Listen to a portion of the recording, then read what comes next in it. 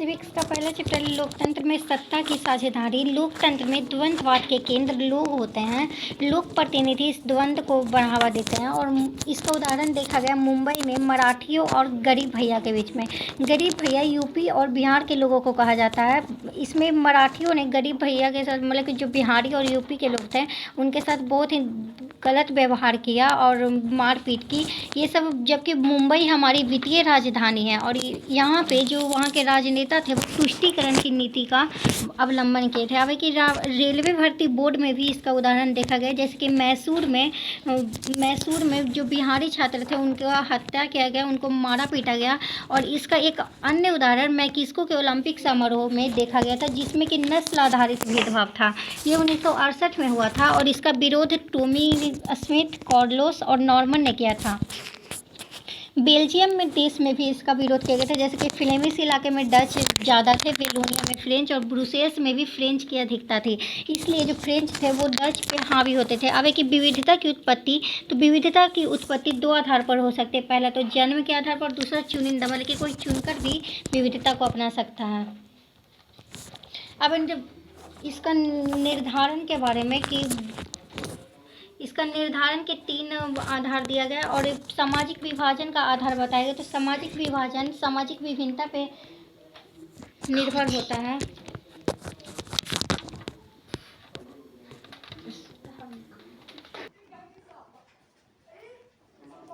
Civics का पहला chapter है लोकतंत्र में सत्ता की साझेदारी।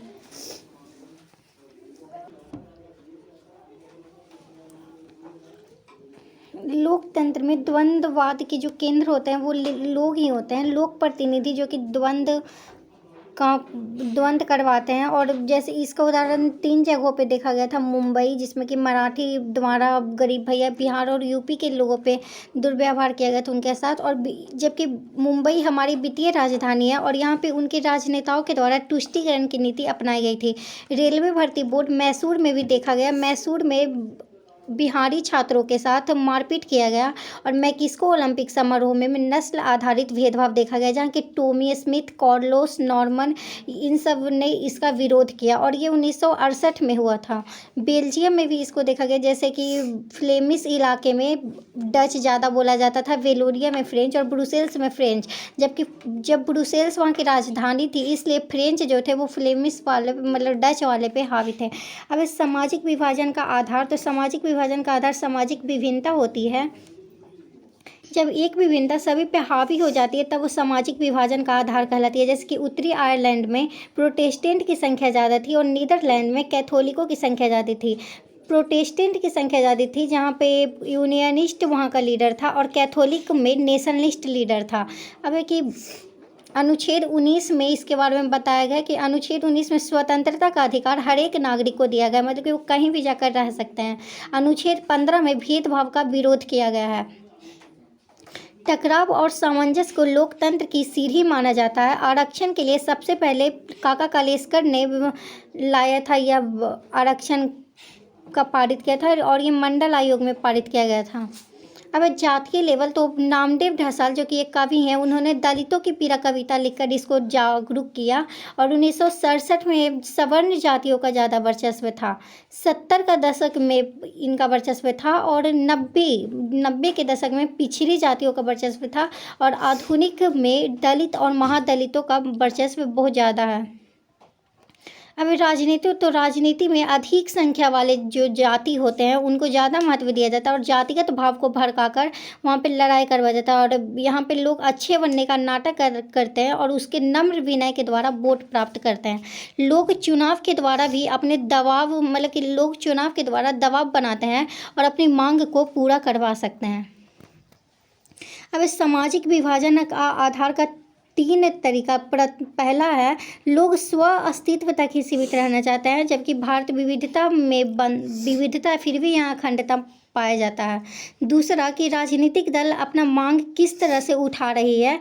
और तीसरा इससे निर्धारण होता है कि सरकार का रूप कैसा है। अब जातिगत असमानता, तो पेशा का पूर्व निर्धारण, श्रम विभाजन का अतिवादी रूप, ये सब जातिगत असमानता को प्रकट करता है। वर्ण व्यवस्था, जिसमें कि जाति समूह को पदानुक्रम सजाया गया, जैसे कि ब्राह्मण, क्षत्रिय, वैश्य और शूद्र। उसके बाद भी इन्हें कई बार अब उपजातियों में भी बांटा गया और यह जातिगत असमानता का अतिवादी व्यवस्था कहला सकता है। जो निचले वर्ग के होते हैं उन्हें अंत्यज कहा जाता है और इसका विरोध ज्योतिबा फूले, महात्मा गांधी, भीमराव अम्बेडकर और पेरियार रामास्वामी ने किया था।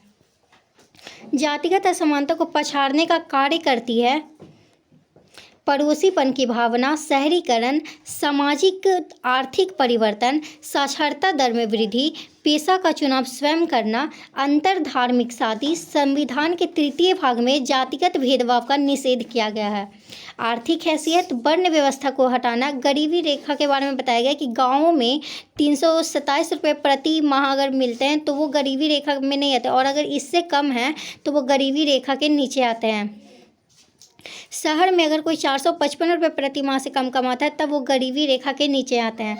अब राजनीति में जाति का ह्रास, मतलब जाति को एक खेल माना जाता है। राजनीति में सभी जाति पे ध्यान दिया जाता है इसमें, और वोट बैंक को नहीं मानना चाहिए और जातीय गोलबंद भी नहीं बनाना चाहिए। अब जाति का राजनीति पे प्रभाव, तो गठबंधन जिसमें कि जाति का राजनीतिकरण होता है और इससे सर्वांगीण विकास होता है, सभी का विकास होता है, किसी एक जाति का नहीं। अब इसमें समस्या है धर्म की समस्या, जिसमें कि गांधी जी ने कहा था धर्म और राजनीति को कोई अलग नहीं कर सकता है। राष्ट्र का वो आधार माना जाता है और समुदाय विशेष का मतलब कि यहाँ कुछ नहीं, समुदाय विशेष जिसमें कि नहीं दिया जाता, और पक्ष पोषण और मोर्चा दोनों समूह के पास होती है। हमारा भारत धर्मनिरपेक्ष शासन है, मतलब कि यहाँ धर्म विशेष को किसी भी धर्म को विशेषता नहीं दिया गया है। धर्म परिवर्तन कोई भी कर सकता है और भेदभाव असंवैधानिक है। यहाँ छुआछूत को कानूनन अपराध माना गया है। राजनीति में बहुसंख्यवाद, जो कि जैसे कि श्रीलंका, यहाँ पे सिंहली जाति को प्राथमिकता दिया गया, जो कि बौद्ध धर्म को अनुयायी होते हैं। यह 1956 में इसे विशेष दर्जा दिया गया था वहाँ श्रीलंका में, और यहाँ राजनीति की गोलबंदी देखा जा सकता है। यहाँ हिंसा, दंगा, नरसंहार ये सब होते रहते हैं। अब सांप्रदायिकता के बारे में, तो धर्म द्वारा समुदाय का निर्माण करना ही सांप्रदायिकता कहलाती है। लैंगिक मसला, तो स्त्री और पुरुष के जैविक बनावट के स्थान पर, मतलब कि माना गया था लैंगिक मसला में कि स्त्रियां जो है वो गृहस्थी के लिए ही बनी हुई हैं, और लैंगिक विभाजन में मर्द को, अगर कोई मर्द घरेलू कार्य करता है तो उसे अस्त्रैन की संज्ञा दी जाती है। अब आधुनिक दौर में महिलाओं के बारे में, आधुनिक दौर में महिलाएं कृषि का स्त्रीकरण कर रही हैं। महिला आंदोलन, जैसे कि इंग्लैंड में सबसे पहले महिलाओं को वोट देने का अधिकार मिला था 1918 ईस्वी में। 1991 और 2001 में कृषि में 40% महिलाएं, कुल क्षेत्र की 40% महिलाएं भागीदार थीं और पुरुष 53% थे। ग्रामीण महिला तो 85% इसमें भागीदारी थी, जबकि महिलाएं भी पुरुष के समान कार्य करती हैं पर उनका मेहनताना उनके बराबर नहीं होता है। अब भारत में महिलाएं, तो महिला का साक्षरता दर अभी है 54%, पुरुष का है 76%। मर्द रोजाना 6 घंटा काम करता है जबकि स्त्री 7 घंटे काम करते हैं। फिर भी उनके मेहनताने के बारे में यहाँ बताया गया था कि इनका मेहनताना बराबर नहीं है। स्त्रियों को 4 दीवारी के अंदर ही रखा जाता है और इनकी हत्या भी कर दी जाती है। अब महिलाओं के बारे में, तो राजनीति में महिलाएं किस प्रकार हैं, तो प्रतिनिधि महिला 59 हैं, मतलब फिर भी 11% के नीचे हैं। ग्रेट ब्रिटेन में 19.3%, अमेरिका में 16.3% महिलाएं राजनीति में भागीदार हैं। इटली में 16.1% महिलाएं, आयरलैंड में 16.2% महिलाएं, फ्रांस में 13.9% महिलाएं, पश्चिमी देश में 70% महिलाएं, 15वीं लोकसभा में 90% स्नातक थे। विक्टर युग ने, मतलब कि इतने सारे जो महिलाएं हैं इन देशों की, उतनी महिलाएं राजनीति में हिस्सेदार हैं। विक्टर युग जो कि एक कवि थे, उन्होंने बोला कि पुरुषों के पास दृष्टि होती है लेकिन स्त्रियों के पास अंतर्दृष्टि होती है। दूसरा चैप्टर है सत्ता की साझेदारी में कार्य प्रणाली। इसको माना गया है कि सबकी सहमति की प्रणाली ही सत्ता में साझेदारी होती है। वैध शासन, जैसे कि राजशाही, तानाशाही, एक दलीय शासन, ये सब गैर लोकतांत्रिक हैं। अब कि सहयोग सहयोग, सामंजस्य, स्थायित्व का सृजन करना ही इसका उद्देश्य होता है। राजनीतिक दल साझेदारी का जीवंत स्वरूप हैं और यही सशक्त माध्यम भी हैं। अब है अद्यतन रूप इसका क्या है, तो गठबंधन की सरकार इसका अद्यतन रूप है, जिसमें कि जन संघर्ष और या फिर जन आंदोलन चलता है। दबाव समूह जो कि दबाव बनाकर अपना काम निकलवाते हैं, जैसे कि नेपाल में राजशाही अर्थव्यवस्था को ख़त्म किया गया। बोलीविया में जल युद्ध और महिला आरक्षण, सूचना का अधिकार 2005 जो कि राजस्थान में पारित हुआ था। और आगे है सरकार के 3 अंग होते हैं, विधायिका, कार्यपालिका और न्यायपालिका। नियंत्रण और संतुलन की व्यवस्था, उसके बाद है कि एक स्तर पे क्षैतिज वितरण पाया जाता है, लेकिन विभिन्न स्तर पे ऊर्ध्वाधर वितरण पाया जाता है। अब निचले स्तर के सरकार जैसे कि स्थानीय स्वशासन जिन्हें कहा जाता है। अब संघीय शासन के बारे में, तो सर्वोच्च सत्ता केंद्र सरकार और इकाई जिसमें कि लिखित संविधान पाया जाता है। दोहरी सरकार राष्ट्रीय, स्थानीय और स्वतंत्र जो कि न्यायपालिका पाई जाती है। कार्य हेतु उत्तरदायी होता है और नागरिक समूह को दोहरी पहचान होता है। भारतीय स्वतंत्रता अधिनियम 1947 में 563 देशी रियासतों को बुलाया गया था। इसका गठन स्वतंत्र राज्य के द्वारा किया गया था, जहाँ सामान्य संप्रभुता पाई जाती है और देश को राजनैतिक इकाई में बांटा गया था। अब भारत में संघवाद के बारे में, भारत में संघवाद जैसे कि विकास के आधार पर कांग्रेस पार्टी 1946 में संघवाद का उदाहरण देते हैं, जैसे जिसमें कि विधानसभा और निर्वाचन प्रणाली आया। और संघीय में आया था केंद्रीय सरकार, प्रांतीय राज्य सरकार, ये दोनों। और उसके बाद है विधायी अधिकार के बारे में, जिसमें कि 3 सूची आती है, संघ सूची, राज्य सूची और समवर्ती सूची। संघ सूची में आता है प्रतिरक्षा, विदेश नीति, संचार का साधन और मुद्रा का बैंकिंग प्रणाली, ये सब संघ सूची के अंतर्गत आते हैं। राज्य सूची में आता है जल, स्वास्थ्य, शिक्षा और पुलिस। और समवर्ती सूची में आता है दोनों मिलाकर, मतलब संघ प्लस राज्य समवर्ती सूची कहलाता है। और इसका जो अधिकार है वो केंद्र सरकार को मान्य दिया गया है। अब अवशिष्ट विषय मतलब कि जो बच जाते हैं वो भी केंद्र या फिर केंद्र शासित प्रदेश को सौंपा जाता है। अब बदलाव के बारे में, तो बदलाव संसद में 2/3 बहुमत स्वीकृति जो प्रदान की जाती है, वही उसी से बदलाव संभव होता है। अब न्यायपालिका जो राजस्व उगाही और कर के द्वारा संसाधनों पर कर लगाना। अब इसका कार्यान्वयन करवाने के लिए तो सांस्कृतिक विचारधारा, इतिहास की वास्तविकता, आपसी विश्वास, सम्मान और संयम, इन्हीं सबसे इनका कार्यान्वयन किया जाता है।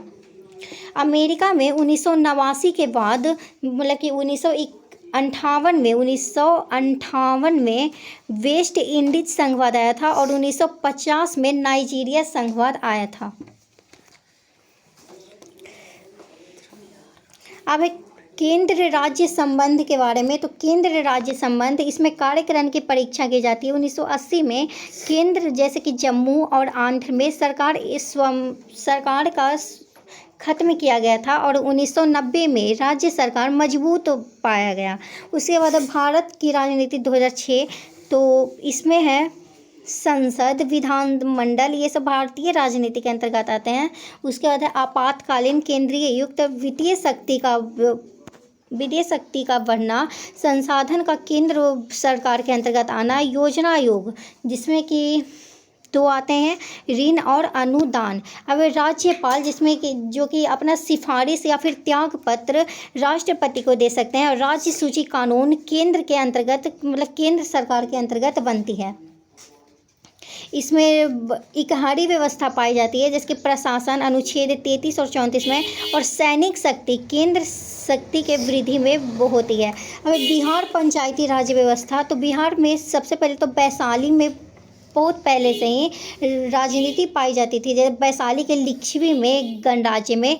अब कि सभा या फिर समिति, महात्मा गांधी ने भारत का आत्मा गांवों को बताया और अनुच्छेद 40 में नीति निर्देशक सिद्धांत गांधीवादी मूल्यों का विवेचना किया गया है। अब है बलवंत राय मेहता ने बताया राज्य स्थान पर नरौरा और पंचायती राज व्यवस्था के बारे में, और इन्होंने बताया था 2 अक्टूबर 1959 ईस्वी में। अब है त्रिस्तरीय ढांचा जो बिहार में पाया जाता है, जैसे कि ग्राम स्तर पर पंचायत, प्रखंड स्तर पर पंचायत समिति, जिला स्तर पर जिला परिषद, पंचायत के स्तर पर 7,000 जनसंख्या पाया जाता है, और पंचायत समिति में 5,000 और जिला परिषद में 50,000 जनसंख्या होती है। वार्ड होता है जिसमें कि 500 सदस्यों पे, मतलब कि 500 सदस्यों पे जो एक प्रमुख बनाया जाता है, जिसमें कि महिला 50% है, और ये त्याग पत्र देंगी तो देंगी जिला पंचायती राज्य को।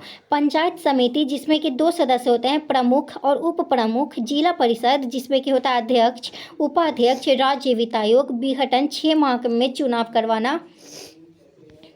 अब है बिहार नगरीय शासन के बारे में पढ़ना, तो इसमें है मनुस्मृति, महाभारत, जिसमें फिर है मेगा स्थानीय जी ने इंडिका मतलब पाटलिपुत्र की नगर पालिका का बहुत ज़्यादा वर्णन किया गया है अपने इंडिका पुस्तक में। चाणक्य जो कि चंद्रगुप्त के प्रधानमंत्री थे, इन्होंने यहाँ अर्थशास्त्र और पाटलिपुत्र के प्रशासन का बहुत वर्णन किया। 74वां संशोधन 1992 में किया गया था, और 12वीं अनुसूची के अंतर्गत इसके जो कुछ बिहार के नगरीय शासन के जो हैं वो हैं इसके शाखाएं नगर पंचायत, नगर परिषद और नगर निगम। नगर पंचायत जिसमें कि जो नगर पंचायत वो कहलाते हैं जो गांव धीरे धीरे शहर का रूप ले रहे होते हैं। इसमें 12,000 से 40,000 की जनसंख्या होती है, और 3/4 भाग गैर कृषि कार्य में संलग्न होते हैं। 10 से 37 सदस्य होते हैं इसमें, और इसका प्रमुख होता है अध्यक्ष और उपाध्यक्ष। अब है नगर परिषद, तो नगर परिषद में 2 लाख से 3 लाख होते हैं जनसंख्या, और इसमें दिया गया मतलब इसके जो सदस्य होते हैं वो होते हैं नगर परिषद, जिन्हें पार्षद या फिर कमिश्नर होता है, जिसमें कि 10-40 सदस्य होते हैं। उसके बाद है समिति जिसका के अधिकार होता है शिक्षा पे और स्वास्थ्य पे, अध्यक्ष या फिर उपाध्यक्ष, तो इनका होता है पार्षद, उप मुख्य पार्षद जिसे प्रधान कहा जाता है, कार्यपालक, पदाधिकारी या फिर प्रधान अधिकारी। तीसरा नगर निगम जिसमें कि 3 लाख से भी अधिक जनसंख्या होती है। इसमें आता है निगम परिषद जिसके अंतर्गत आता है वार्ड परिषद और काउंसिलर, महापौर या फिर उप महापौर। तो इसे नगर का प्राथमिक मतलब कि पहला नागरिक माना जाता है, महापौर को और उप महापौर को। अगला है सशक्त स्थानीय समिति, यहाँ पे महापौर को इनका अध्यक्ष होते हैं, और परामर्शदायी समिति इसके अंतर्गत शिक्षा आता है, बाजार आता है और उद्यान आता है। नगर को आयुक्त करना, तो इसका केंद्र प्रशासक के रूप में होता है। अब भारत में 1688 में मद्रास इसमें हुआ था, और बिहार में 1952 में पटना इसमें सर्वप्रथम आया था। सिविक्स का तीसरा चैप्टर है लोकतंत्र में प्रतिस्पर्धा एवं जन संघर्ष या फिर जन आंदोलन। मतलब संघर्ष एक तरह से जन आंदोलन है। लोकतंत्र की इसे निर्णायक घड़ी मानी जाती थी, और इसी से लोकतंत्र का विकास हुआ है। जन संघर्ष की बहुत भूमिका है, जैसे कि 15 अगस्त 1947 में जन संघर्ष हुआ, उसके बाद 26 जनवरी 1950 तक यह सुदृढ़ होता रहा, जिसमें कि इंदिरा गांधी जनता पार्टी ने सहयोग किया। अब है आम सहमति, इसमें आम सहमति का और सरकार का फैसला। अब जन समस्या को सुलझाना राजनीतिक दल का मूल कार्य होता है, जन समस्या को सुलझाना। अब आम समिति, इसमें जन समस्या को सुलझाना ही राजनीतिक दल का मूल कार्य होता है। अब बिहार छात्र आंदोलन जो कि 1971 में हुआ था, कांग्रेस पार्टी भी इसमें था, और मार्च 1974 में कीमत में बहुत ज़्यादा वृद्धि कर दिया गया, जिसका कि मूल अध्यक्ष जयप्रकाश नारायण को माना जाता है। इन्होंने संपूर्ण क्रांति के जरिए इस छात्र आंदोलन को बढ़ावा दिया। 1975 में दिल्ली में संसद मार्च में इसका सबसे पहले बोला गया इसके बारे में, और 12 जून 1975 को इलाहाबाद उच्च न्यायालय में इंदिरा गांधी को सांसद से हटा दिया गया। उसके बाद रामलीला मैदान में भी बोला गया, और उसके बाद जब इंदिरा गांधी आए तो इन्होंने 25 जून 1975 को आपातकाल की घोषणा कर दी, और उसके बाद फिर लोगों ने इसका विरोध किया और 1977 में चुनाव हुआ और जन संघर्ष के बाद 18 महीने तक उसके बाद जनता पार्टी जो थे मतलब कि 542 में 330 सीट से वो जीत गए और इंदिरा गांधी यहाँ पे हार गई और उन्हें वहाँ से हटना पड़ा। अब चिपको आंदोलन, तो उत्तराखंड अंगू के पेड़ को लेकर व्यवसाय जो होता था उसमें 15 वर्ष तक मतलब कि यहाँ पे पेड़ों को काटने के लिए हुआ था, तो 15 वर्ष तक। उसके बाद जब सरकार के विरुद्ध जब यहाँ पे लोग यहाँ के खड़े हुए तो 15 वर्ष तक हिमालयी क्षेत्र का पेड़ के कटाई पर रोक लगाया गया और वहाँ का जो अधिकार था वो वहाँ के निवासियों को दे दिया गया। अब दलित पैंथर्स, तो दलित पैंथर्स के बारे में भीमराव ने भी बताया था कि जाति के साथ जो अन्याय किया जाता है वो नहीं होना चाहिए। और महाराष्ट्र में शिक्षित दलित पीढ़ी जो कि थी उन्हीं को दलित पैंथर्स किया जाता है और इनका समर्थन किया था RPOI ने और राजनीतिक दलों ने, जिसका कि परिणाम है कि 1989 में जो जातिगत असमानता करते हैं उनको कठोर दंड दिया जाएगा और जाति प्रथा का उन्मूलन किया जाएगा, शोषण की समाप्ति की जाएगी। अब भारतीय किसान यूनियन के बारे में, तो इन्हें शेतकारी संगठन भी कहा गया। 1980 में हरित क्रांति, 1960 जिसमें कि हरियाणा, पंजाब और ये यूपी के लोग थे और इसमें जेल भरो कार्यक्रम यानी लोगों को जेल में भरना शुरू कर दिया गया, जिसके बाद लोग रैली, धरना और प्रदर्शन पे उतर आए। मेरठ के 20,000 किसान थे जो कि बिजली को लेकर थे और महेंद्र टिकैत और M युधिवीर सिंह ये सब इनके प्रमुख थे और विश्व व्यापार संगठन पे इनका मूल रूप से था और मांग इनका था पाबंदी मतलब अंतर्राज्यीय पाबंदी को समाप्त किया जाए, बिजली की आपूर्ति की जाए, कर्ज को माफ़ किया जाए और पेंशन की योजना बनाई जाए। अगला ताड़ी विरोधी आंदोलन जो कि आंध्र प्रदेश में हुआ था और इसमें 5,000 लोगों ने भाग लिया। इसमें महिलाएं जो थी वो मदिरा बिक्री पर रोक लगाना चाहती थी, क्योंकि जब पुरुष नशा करते थे तो उनके घर का बजट बिगड़ जाता था, इसलिए उन्होंने महिलाएं थी उन्होंने इनका विरोध किया। 1992 में सितंबर-अक्टूबर में नेल्लौर में दुबरगंटा के अंतर्गत पंजीकरण मतलब जिसमें कि कक्षा स्टार्ट किया गया, जिसमें कि महिलाएं इसके खिलाफ आंदोलनरत होती थी और इसके बारे में अध्ययन करती थी। महिला प्रतिनिधित्व इसमें था और 73वां संविधान संशोधन के अंतर्गत इसका संशोधन किया गया। इसके अंतर्गत ही एक आता है कोटपा अधिनियम, कोटपा जो कि नशा के लिए इसमें दिया जाता है दंड। जैसे कि 2003 में धूम्रपान को दंडनीय माना गया और सार्वजनिक स्थल पर धूम्रपान करने का विरोध किया गया।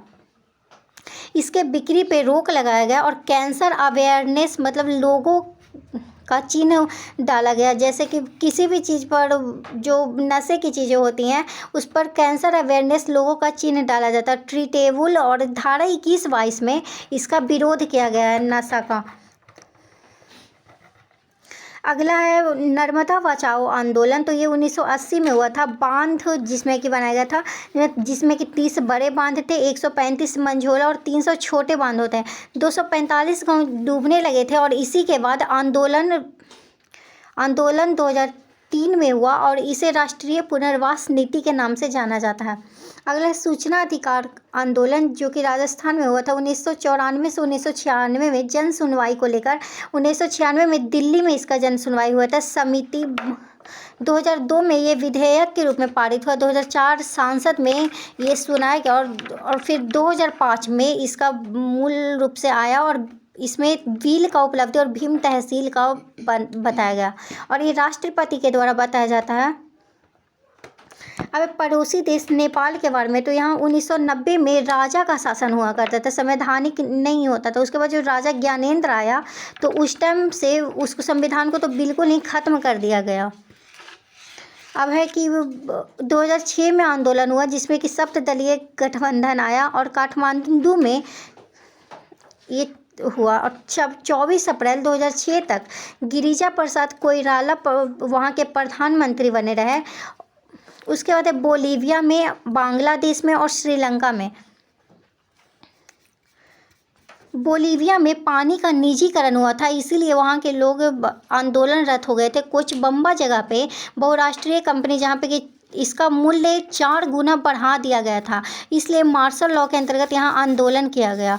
अब है कि बोलीविया तो अमेरिका का भाग था और बांग्लादेश में है, तो बांग्लादेश में 1971 से 1975 में शेख मुजफ्फर रहमान, जिसमें कि अवामी लीग पार्टी का अवलंबन किया था, बाकी राजनीति को समाप्त कर दिया गया था, बस एक ही पार्टी इसमें था। अगस्त 1975 में इसके खिलाफ आंदोलन हुआ और दिसंबर 2008 में यहाँ भी लोकतंत्र की स्थापना हुई। इसके जो पूर्व प्रधानमंत्री थे वो थे शेख हसीना, और इन्होंने लोकतंत्र को मान्यता प्रदान किया। श्रीलंका जहाँ की 1548 ईस्वी में आया, यहाँ जातीय समस्या थी और तमिल जनसंघर्ष यहाँ पे कर रहे थे। इसका कार्य था नीति को चलना, शासन का संचालन करवाना, चुनाव को संचालन करवाना, लोकमत का निर्माण करना, मध्यस्थता का कार्य करना, राजनीतिक शिक्षण प्रदान करना, दलीय कार्य और गैर राजनीतिक कार्य करना। इसकी चुनौती थी आंतरिक लोकतंत्र की कमी होना, नेतृत्व में संकट होना और सिद्धांतहीनता और अवसरवादी और प्रभावशाली इसमें बना दल बदल कानून, उच्च न्यायालय आदेशों का पालन करना और आंतरिक लोकतंत्र का बहाल करना। अब राजनीतिक दल, जिसमें कि राजनीतिक दल दलीय व्यवस्था जो कि होता है, और इसका केंद्र भी है भारतीय राष्ट्रीय कांग्रेस, 1885 में जिसका गठन हुआ। सर्वप्रथम ब्रिटेन में 1688 में इसका गठन हुआ। विग जो कि उदार दल के थे और टोरी जो कि अनुदार दल के नेता थे। इसका कार्य दिया गया है जो कि हम लोग पहले पढ़ चुके। कार्य नीति, शासन संचालन, चुनाव संचालन, लोकमत निर्माण, मध्यस्थता का कार्य, राजनीतिक शिक्षण, दलीय कार्य, गैर राजनीतिक कार्य। और चुनौती में क्या था? आंतरिक लोकतंत्र की कमी, नेतृत्व संकट, वंशवाद, काला धन, आपराधिक, सिद्धांतहीनता और अवसरवादी। इसका प्रभाव पड़ा दल बदल कानून, उच्च न्यायालय आदेश पालन और आंतरिक लोकतंत्र का बहाल पे। अब भारत में राजनीतिक दल, तो राजनीतिक दल को लोकतंत्र का प्राण माना जाता है। भारत में राजनीतिक दल है जैसे कि भारतीय राष्ट्रीय कांग्रेस, ये 1885 में इसका स्थापना हुआ और इसे कांग्रेस आई कहा जाता है। भारतीय कम्युनिस्ट पार्टी CPI जिसे कहा जाता है, उसे 1925 में एस एडांगे ने बताया इसके बारे में। बहुजन समाज पार्टी जिसे कि बसपा कहा जाता है, इसको काशीराम ने बताया 1984 ईस्वी में। राष्ट्रीय जनता दल जिसे राजद कहा जाता है, इसे 1997 में लालू प्रसाद ने बताया। लोक जनशक्ति पार्टी जिसे कि लोजपा कहा जाता है, इसे 2000 ईस्वी में रामविलास पासवान ने बनाया। समाजवादी पार्टी जिसका निर्माण 1992 में हुआ और ये मुलायम सिंह के द्वारा हुआ था। अगला है झारखंड मुक्ति मोर्चा जिसे कि झामुमो कहा जाता है, ये 1973 में इसका निर्माण हुआ था। अब है भारतीय जनता पार्टी जिसका कि निर्माण 1980 में हुआ था अटल बिहारी वाजपेयी के द्वारा और ये 2004 तक ही चल पाया। और उसके बाद है भारतीय कम्युनिस्ट मार्क्सवादी पार्टी जिसे कि CPIM कहा जाता है, इसका निर्माण 1964 ईस्वी में हुआ था ज्योति बसु के द्वारा, सोमनाथ चटर्जी के द्वारा, AK गोपालन के द्वारा और B राममूर्ति के द्वारा। अगला है राष्ट्रवादी कांग्रेस पार्टी जिसे कि राकांपा कहा जाता है, इसको 1999 में स्थापित किया गया। इसके नेता थे शरद पवार और तारिक अनवर। जनता दल यूनाइटेड जिसे कि JDU कहा जाता है, इसे 1999 में यह स्थापित किया गया। इसके नेता थे जॉर्ज फर्नांडिस।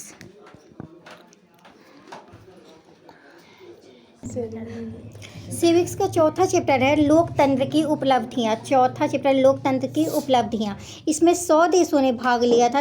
लोकतंत्र मतलब कि अभी तक 100 देशों में लोकतंत्र स्थापित हो चुका है और लोग इसके केंद्र होते हैं। यहाँ पे लोगों को समान अवसर दिया जाता है, सभी को स्वतंत्रता का अधिकार होता है और गरिमा आकर्षण बिंदु लोग होते हैं। लोकतंत्र हानिकारक भी है, मतलब कि अगर हम लोकतंत्र को हर मर्ज की दवा मान लें तो ये हानिकारक माना जा सकता है, क्योंकि लोकतंत्र भी कोई जादुई व्यवस्था नहीं है। आज़ादी के 60 वर्ष बाद इस इतिहास में भ्रष्टाचार, दुबे राजनीतिज्ञों ने भी डूबे राजनीतिज्ञ जो थे उन्होंने भी इसको गलत किया। भ्रष्टाचार जो कि लोकतांत्रिक सिद्धांतों के विरुद्ध माना जाता है। अगला है उत्तरदायी एवं वैध शासन, जिसमें कि प्रतिनिधि चुनने का अधिकार होता है और लेकिन लोगों को दबाया जाता है और घूस दिया जाता है। शिक्षित वर्ग जो होते हैं वो इसके शिकार नहीं हो पाते हैं। अब सरकार लंबी प्रक्रिया नीति निर्धारण करती है और सामूहिक जन कल्याण इससे दुरुस्त नहीं रह पाता है। और कमियां जो है वो सर्वोत्तम शासन है। अब उसके बाद है आर्थिक समृद्धि और विकास। तो आर्थिक समृद्धि और विकास जनसंख्या पर निर्भर करते हैं। आर्थिक को प्राथमिकता दी जाती है और अन्य देश भी वैश्विक स्थिति हेतु इसका सहयोग करते हैं। अब सामाजिक विषमता, तो सामाजिक विषमता विविधता जिसे कि कहते हैं, इसमें जनता की ही जीत होती है। सम्मान भाव का एक दूसरे के प्रति भाव होना चाहिए और संवाद और वाद विवाद लगातार होते रहना चाहिए। मतलब कि इसमें कहा गया था कि लोकतंत्र की परीक्षा एक भी दिन नहीं चुकती है, मतलब कि इसकी परीक्षा तो प्रतिदिन होती है। अब है भारतीय लोकतंत्र में सफलता के बारे में। भारतीय लोकतंत्र में मिश्रित प्रतिक्रिया है, न्याय में विलम्ब होता है और विकास दर की जो रफ्तार है वो बहुत धीमी है। यही भारतीय लोकतंत्र की सफलता है। इससे जनता संतुष्ट होती है और प्रजा ही मूल होता है, नागरिक। उसके बाद है 60 वर्ष में, मतलब कि 60 वर्ष पहले इसमें कहा गया था कि कोई नृप हो हमें कहानी, मतलब कि एक को दूसरे से मतलब पहले इसमें नहीं था। अब है कि कारण क्या था, तो जनता का शिक्षित होना भारतीय लोकतंत्र में सफलता होगा। विश्वास और आंतरिक लोकतंत्र का बहाल। जनता जब सत्ता की वागडोर संभाल लेगी तभी भारतीय लोकतंत्र में और भी सफलता बहुत ज़्यादा मान्य होगी। अगला है लोकतंत्र की चुनौती, 5वां चैप्टर। इसमें लोकतंत्र जो कि भारत में अवस्थापित है उसके बारे में। इसमें प्रतिनिध्यात्मक लोकतंत्र है भारत में। इस लोकतंत्र जनता के लिए जनता के द्वारा चलाया गया शासन पद्धति है, ऐसा अब्राहम लिंकन ने बताया था। नया विश्व सर्वेक्षण के अनुसार 71 करोड़ मतदाता भारत में उपस्थित थे और सामाजिक व्यवस्था सिद्धांत, विशेष प्रकार की मनोवृत्ति और आर्थिकता को आदर्श माना जाता था। इसकी चुनौती 3 थी। विस्तार की चुनौती, लोकतंत्र की चुनौती और बुनियादी आधार का बनाना। तो इसमें आए थे माओवादी नेता जो कि पुष्प कमल दहल प्रचंड है और भारत ब्रिटेन जहाँ की कैबिनेट प्रणाली का शासन था। अब ब्रिटेन कनाडा में ऑस्ट्रेलिया आता है, जिसमें कि राष्ट्र अध्यक्ष जो थे उन्हें रबर स्टाम्प के जैसा माना गया था, लेकिन हमारे भारत के जो राष्ट्राध्यक्ष होते हैं वो रबर स्टाम्प के जैसे नहीं होते हैं। अगला नेपाल के बारे में। तो नेपाल में संसद पाया जाता है communist party of Nepal, United Marxist.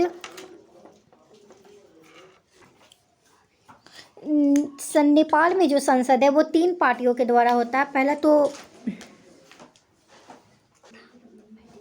अगला यूनाइटेड मार्क्सिस्ट और लेनिनिस्ट, जिसके कि अध्यक्ष माधव कुमार थे। उसके बाद है ये तो अमेरिका के बारे में हम लोगों ने पढ़ा, जिसके अध्यक्ष कौन थे, अलेक्जेंडर हैमिल्टन।